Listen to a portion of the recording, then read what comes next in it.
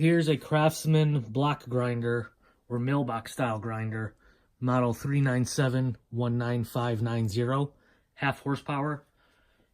It can be either wired for 115 or 230 volts. Right now it's wired for 115, and it's set up as a buffer.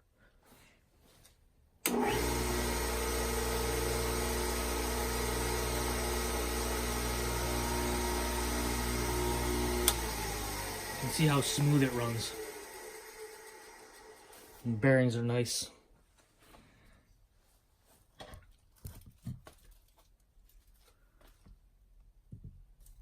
There's no guards, but you don't really need guards with a buffer.